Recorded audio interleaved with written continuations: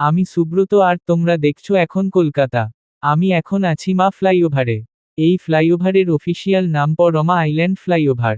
কলকাতার বুকের ওপর দিয়ে যাওয়া এটা একটা ৯.২ কিলোমিটার লম্বা এলিভেটেড করিডোর। শুরু সায়েন্স সিটি, বাইপাস। শেষ আলিপুর, ভিক্টোরিয়া মেমোরিয়ালের দিকে।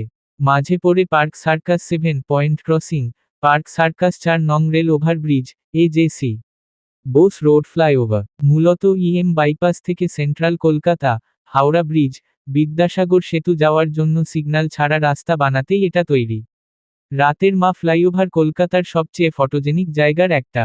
পুরো ফ্লাইওভার জুড়ে এলইডি স্ট্রিট লাইট আর শহরের আলো নিচে ঝকঝক করে। পার্ক সার্কাস 7 পয়েন্ট থেকে তাকালে নিচে গাড়ির লাল সাদা লাইটের স্ট্রিম দেখা যায়, ওপর থেকে বাইপাস আর ফোরাম অ্যাটমসফিয়ার বিল্ডিংয়ের আলো চোখে পড়ে। ফটোগ্রাফারদের প্রিয় জায়গা এটি, কারণ 4.5 কিলোমিটার সোজা পথের ওপর থেকে কলকাতার স্কাইলাইন ধরা যায়।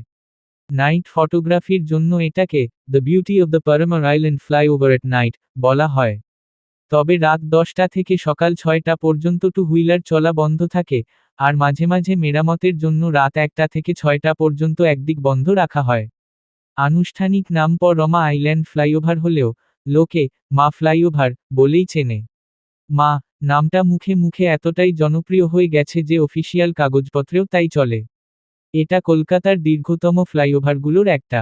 পুরো লম্বা 9.62 কিলোমিটার, যা আলিপুর থেকে বাইপাস পর্যন্ত ট্রাফিক করিডোর বানিয়েছে।